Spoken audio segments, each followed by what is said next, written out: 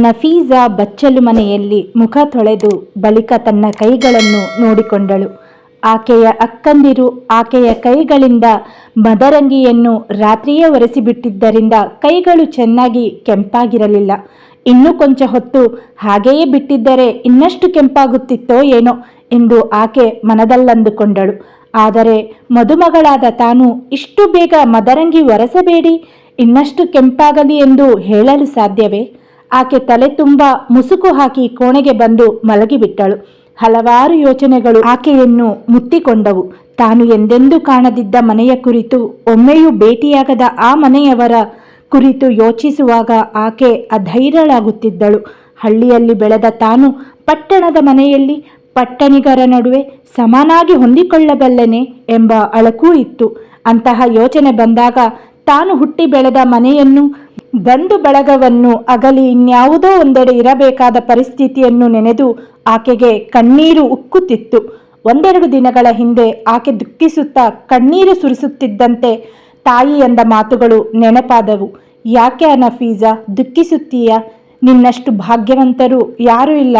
ನಿನ್ನ ಅಕ್ಕಂದಿರಂತೆ ಹಳ್ಳಿಯಲ್ಲಿದ್ದು ಹೊಲ ಗದ್ದೆ ಎಮ್ಮೆ ಕೋಣ ಎಂದು ನೀನು ಹಗಲಿರುಳು ಜೀವ ಸವೆಸಬೇಕಾದ ಅಗತ್ಯವಿಲ್ಲ.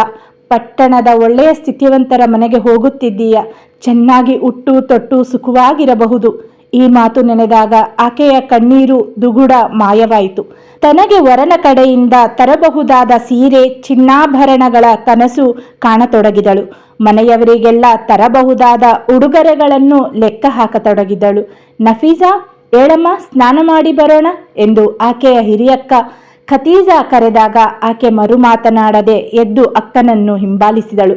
ಬಚ್ಚಲು ಮನೆಯೊಳಗೆ ಆಕೆ ಸ್ನಾನ ಮಾಡುತ್ತಿರುವಾಗಲೇ ಹೊರಗಡೆ ಹಲವಾರು ಹೆಂಗಸರು ಸೇರಿಕೊಂಡು ಕೈತಟ್ಟಿ ಹಾಡಲು ಪ್ರಾರಂಭಿಸಿದರು.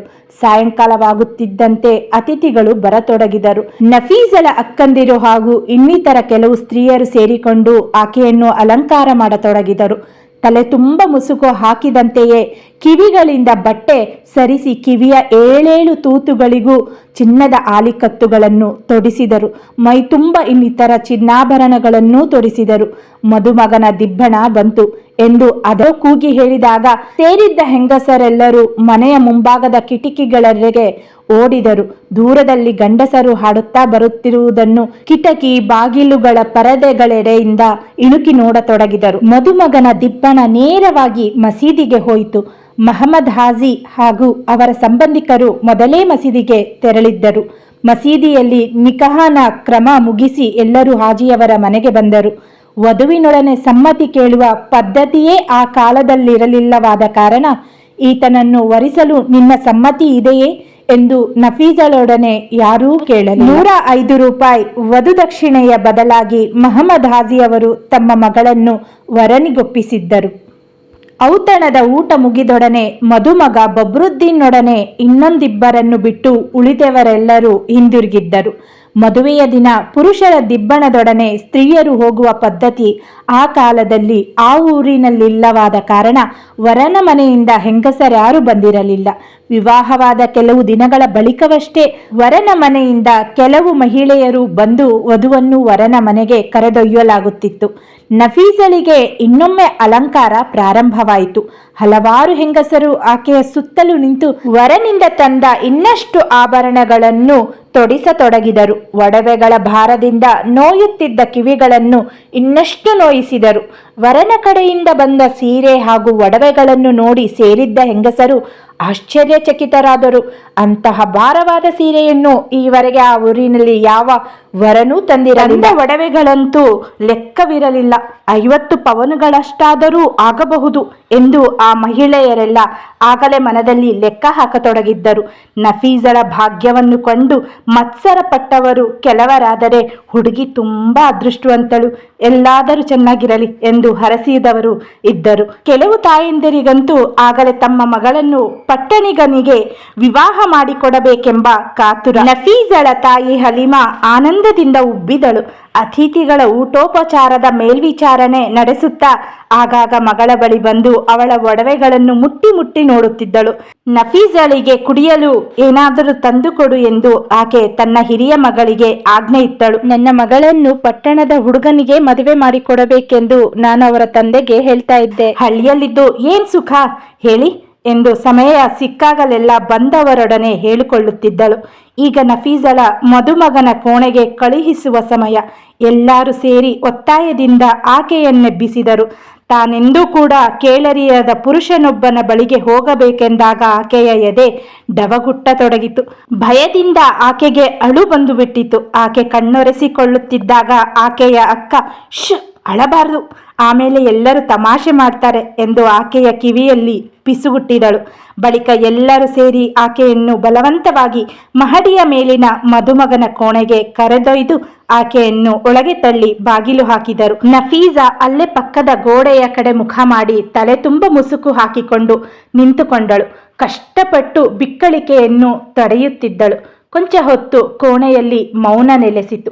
ಸೀಮೆ ಎಣ್ಣೆ ದೀಪದ ಮಂದ ಪ್ರಕಾಶ ಕೋಣೆಯಲ್ಲಿ ಹರಡಿತು. ಹೊಸ ಬಟ್ಟೆ, ಸುಗಂಧ ದ್ರವ್ಯಗಳ ಪರಿಮಳ ಕೋಣೆಯಲ್ಲೆಲ್ಲ ಪಸರಿಸಿತ್ತು. ಬಬ್ರುದ್ದೀನನ್ನು ಎದ್ದು ಬಂದು ಆಕೆಯ ಬಳಿ ನಿಂತನು. ಢವಗುಟ್ಟುತ್ತಿದ್ದ ಹೃದಯದೊಡನೆ ಕಂಪಿಸುತ್ತಾ ನಿಂತಾಕೆಗೆ ಕೋಣೆಯೊಳಗೇನು ಚಲಿಸಿದ ಅನುಭವವಾದಾಗ ಆಕೆ ಬೆಚ್ಚಿದಳು.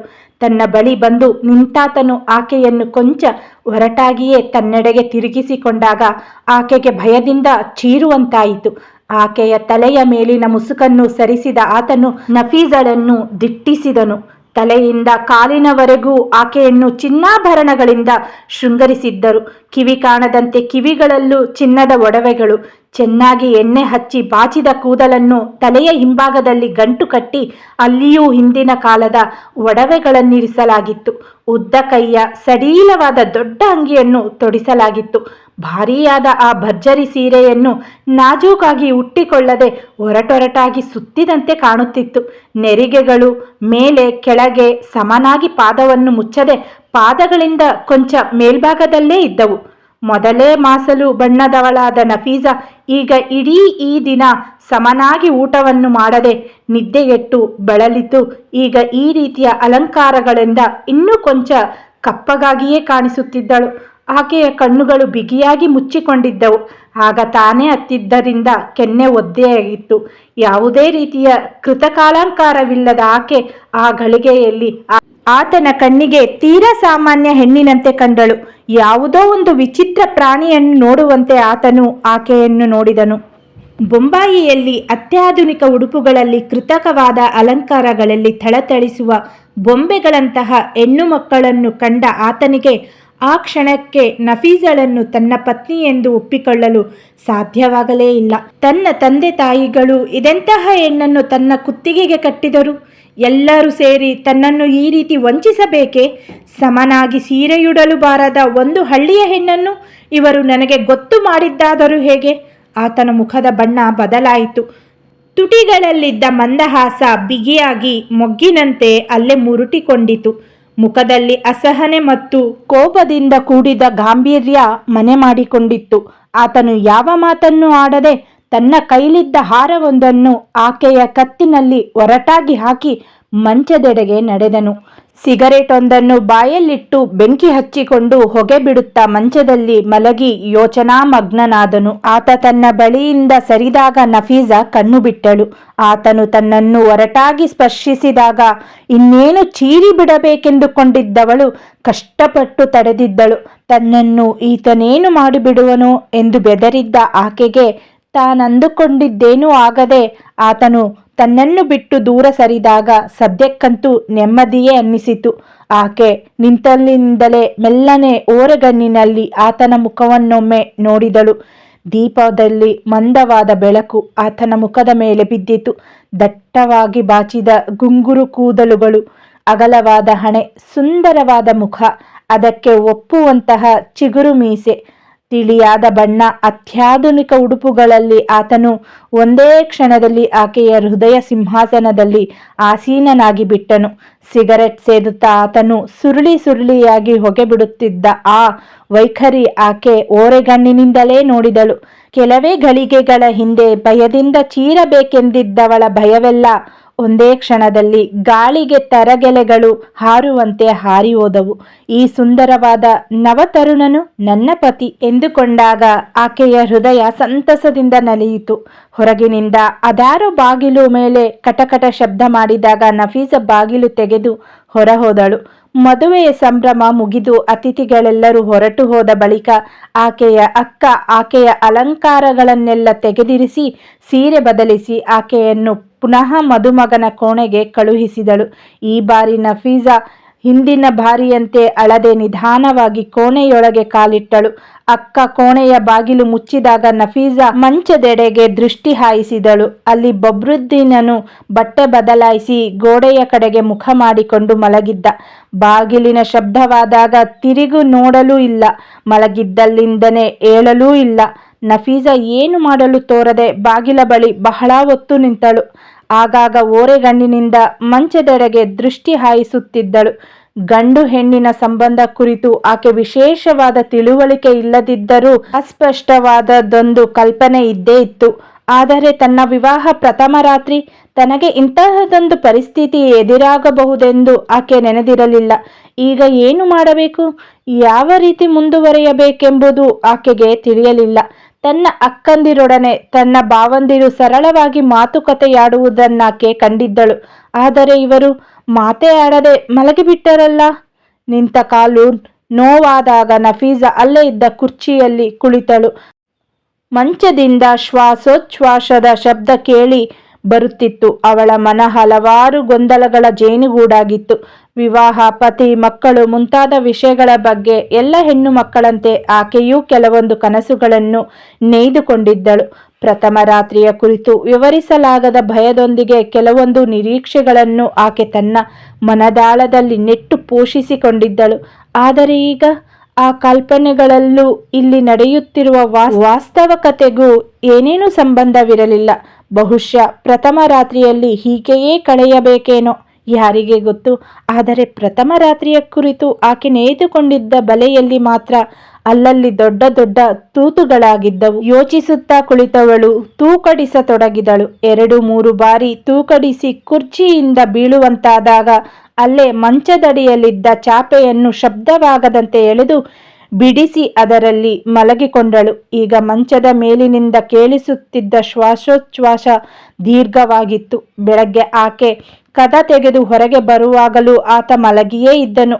ಆಕೆ ತನ್ನ ದೈನಂದಿನ ಕಾರ್ಯಗಳನ್ನು ಮುಗಿಸಿ ನಮಾಜ್ ಮಾಡಲು ಹೊರಟಾಗ ಹಿರಿಯಕ್ಕ ನಗುತ್ತಾ ಬಂದು ಆಕೆಯ ಕಿವಿಯಲ್ಲಿ ಸ್ನಾನ ಮಾಡುವುದಿಲ್ಲವೇ ಎಂದು ಪಿಸುಗುಟ್ಟಿದಳು. ಥೂ ಹೋಗಕ್ಕ, ಸುಮ್ಮನಿರು ಎಂದು ನಾಚುತ್ತಾ ನುಡಿದಳು ಆಕೆ. ನಮಾಜ್ ಮಾಡಿದಾಗ ಅಕ್ಕಂದರಿಗೆ ಅಚ್ಚರಿ. ತಮ್ಮ ಪ್ರಥಮ ರಾತ್ರಿಗಳನ್ನು ನೆನೆದುಕೊಂಡರು ಅವರು. ತಾವು ಕೋಣೆಯೊಳಗೆ ಕಾಲಿಡುವುದನ್ನೇ ಕಾಯುತ್ತಾ ತಮ್ಮ ಗಂಡಂದಿರು ತಮ್ಮ ಮೇಲರಗಿದ್ದು ನೆನಪಾಗಿತ್ತು ಅವರಿಗೆ. ಹಳ್ಳಿಗರ ರೀತಿ ನೀತಿಗಳೆಲ್ಲ ಹೊರಟೊರಟು. ಪಟ್ಟಣಿಗರಿಗೆ ಎಲ್ಲದರಲ್ಲೂ ನಯ ನಾಜೂಕು ಜಾಸ್ತಿ. ನಫೀಸಳ ಗಂಡ ಎಷ್ಟೇ ಆದರೂ ಪಟ್ಟಣದವನಲ್ಲವೇ, ಅದಕ್ಕೆ ಈ ದಿನ ಆಕೆಯನ್ನು ಮುಟ್ಟಲಿಲ್ಲವೋ ಏನೋ ಎನ್ನುತ್ತಾ ಇಬ್ಬರು ಅಲ್ಲಿಂದ ಸರಿದು ಹೋದರು. ಕತೆ ಮುಂದುವರಿಯುತ್ತದೆ ಸ್ನೇಹಿತರೆ. ದಯವಿಟ್ಟು ಚಾನೆಲ್ನ ಸಬ್ಸ್ಕ್ರೈಬ್ ಮಾಡಿ ಹಾಗೂ ಪ್ರೋತ್ಸಾಹಿಸಿ.